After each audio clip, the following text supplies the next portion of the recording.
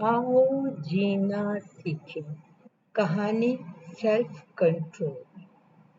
फातिमा, अहमद और हमजा एक ही वालिदैन की औलाद थे, लेकिन तीनों का मिजाज एक दूसरे से मुख्तलिफ था।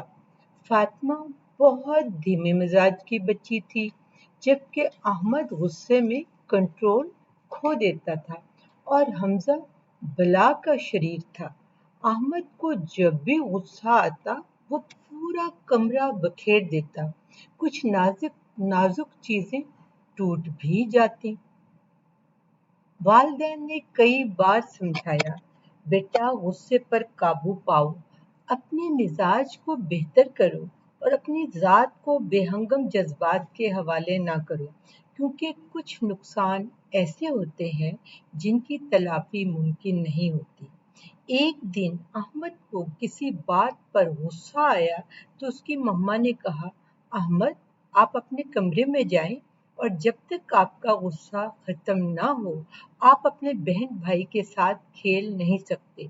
अहमद इंतहाई गुस्से से अपने कमरे में गया और जोर से दरवाजा बंद कर लिया। पहले तो अहमद ने तकिए कारपेट पे फेंके, फिर कुशन उछाले, फिर बेडशीट का गोला बनाया और इसके बाद अपने खिलौने वाली अलमारी को तहस नहस किया। इसी हंगामे में इससे इसका वो बैटरी वाला भालू भी टूट गया जो उसके पापा जापान से लाए थे। वो एक रिमोट भालू था। अहमद एकदम साकत हो गया। वो भालू उसे बहुत प्यारा था। खास मौके पर वो अपने दोस्तों और बहन भाइयों को भी खेलने के लिए देता था। सबको वो भालू बहुत पसंद था। अब अहमद को अपने भालू पर नाज था, लेकिन अब वो भालू 3 हिस्सों में तकसीम हो चुका था। अहमद का गुस्सा खत्म हो चुका था। वो इंतहाई अफसोस के आलम में बैठा हुआ था। अब उसने गौर किया कि इसकी हमाकत की वजह से पूरा कमरा कबाड़ की शक्ल इख्तियार कर चुका है। जबकि इसी दौरान दरवाजे पर दस्तक हुई। उसने अपने वालिद की आवाज सुनी, जो आज जल्दी घर आ गए थे। गालिबन इनके साथ कोई और भी था। अहमद को समझ नहीं आ रहा था कि वो क्या करे।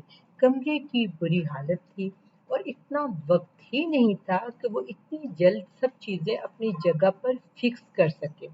वालिद साहब ने दोबारा दरवाजे पर दस्तक दी तो उसे दरवाजा खोलना पड़ा। दरवाजे पर उसके वालिद साहब के साथ एक नौजवान लड़का भी खड़ा था। उसके पापा और इस नौजवान ने निहायत हैरानगी से कमरे की दुर्गत देखी। अहमद को निहायत शर्मिंदगी महसूस हुई। आम हालात में वो काफी सुलझा हुआ और मुहज्जब बच्चा था, बस गुस्से में कंट्रोल खो देता था। अब जब गुस्सा खत्म हो चुका था तो उसे शदीद पशेमानी का सामना था। पापा ने इस नौजवान से अहमद का तारुफ करवाया और बताया कि ये उनके रिश्ते का भांजा है और चंद दिन इनके घर में गुजारेगा। घर छोटा होने की वजह से पापा ने साले से गुजारिश की थी वो कि अहमद के साथ रूम शेयर कर ले। अहमद बच्चों में सबसे बड़ा और समझदार भी, लेकिन कमरे की हालत से किसी तरह नहीं लग रहा था कि वो किसी समझदार बच्चे का कमरा है। नौजवान काफी खुशमिजाज और वेल ड्रेस लग रहा था। अहमद ने उसे हाथ मिलाया और कमरे में दाखिल होने का इशारा किया, लेकिन वो समझने से कासर था कि कमरे में कहाँ बिठाए, क्योंकि सोफा कम बेड पर भी उसने गुस्से में टेबल का सामान पटक दिया था। नौजवान खामोशी से रूम में एंटर हुआ। उसके साथ एक सूटकेस था और एक सफरी बैग भी था। सूटकेस और बैग भी इंतहाई साफ सुथरा था। अहमद ने नोटिस किया कि सूटकेस, बैग और ब्रीफ केस पर स्टिकर वर्ड से उसका नाम लिखा हुआ था। पापा ने अहमद को नाराजगी से देखा और कमरे की हालत दुरुस्त करो कहा। अहमद पहले ही परेशान था। जल्दी जल्दी अशिया को उनकी जगह पर रखने लगा। जिन चीजों को दरहम बरहम करने में 2 मिनट भी ना लगे थे, उन्हें उनकी जगह पर सेट करने में पौना घंटा लगा। सालिया ने अपना सूटकेस उसकी वार्डरोब की छत पर रख दिया और सफरी बैग और ब्रीफकेस सोफा कम बेड के साइड पर पड़ी टेबल पर रख दिया। फिर वो फ्रेश होने के लिए वॉशरूम चला गया। पापा सालिया को छोड़ने के बाद दोबारा ऑफिस चले गए।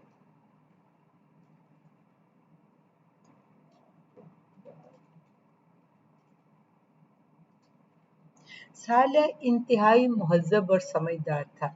जब अहमद ने उसे सर कहा तो उसने कहा, आप मुझे सालिया भाई कह सकते हैं। वो तीनों बहन भाई उसे सालिया भाई कहने लगे। बच्चे तो बच्चे थे, पापा और मम्मा भी सालिया से बहुत मुतासर थे। सालिया रोज जल्दी उठते, फ्रेश होकर जॉगिंग करने पार्क जाते, वापस आकर पसीना खुश करने के बाद वो दोबारा फ्रेश होते और फॉर्मल ड्रेस पहनते, फिर डाइनिंग टेबल पर इनकी फैमिली के साथ नाश्ता करते, मम्मा के मना करने के बावजूद उनके साथ बर्तन समेटते। अहमद की पूरी फैमिली उनसे बहुत मुतासर थी। वो इनका डिसिप्लिन और इनकी आदत देखकर हैरान होते थे कि इनकी शख्सियत में इतना नज़्म व ज़ब्त कहाँ से आया है। एक दिन साले जल्दी घर आए तो बच्चे लिविंग रूम में मम्मा के साथ टीवी देख रहे थे। बच्चे साला को देखकर खुश हो गए और उन्हें लिविंग रूम में बैठने की दावत दी, जिसे उन्होंने शुक्रिया के साथ कबूल कर लिया। बच्चों ने साले से अपनी पसंदीदगी का इजहार करते हुए कहा, भाई लगता है आपकी मम्मा पापा ने आपको बहुत डिसिप्लिन सिखाया है। साले ने बताया कि इनका बचपन हॉस्टल में गुजरा है। इनके वालिदैन को बहुत मेहनत करना पड़ती थी। इस वक्त वो नए नए यूके शिफ्ट हुए थे और जिंदगी इतनी आसान ना थी। और हॉस्टल में जो बात सबसे पहले सिखाई गई वो था डिसिप्लिन। वार्डन साहबा कहती थी, जिस शख्स को अपनी आदत पर कंट्रोल नहीं, वो जिंदगी में कभी आगे नहीं बढ़ सकता। वो जिस स्कूल में पढ़ते थे इसके बारे में मशहूर था कि वहाँ से ज़हीन और काबिल लोग निकलते हैं जो आइंदा जिंदगी में कामयाबी समेटते हैं, क्योंकि उन्होंने कामयाब होने का सबक सीखा होता है। बच्चे बड़ी तवज्जो से सालिया को सुन रहे थे। फातिमा ने पूछा, आपके वालिदैन को तो आप पर फख्र होगा। तो सालिया मुस्कुराए और कहा, जब मैं छोटा था तो ही मेरे वालिदैन में सेपरेशन हो गई। मैं आप लोगों जितना खुशकिस्मत नहीं हूँ।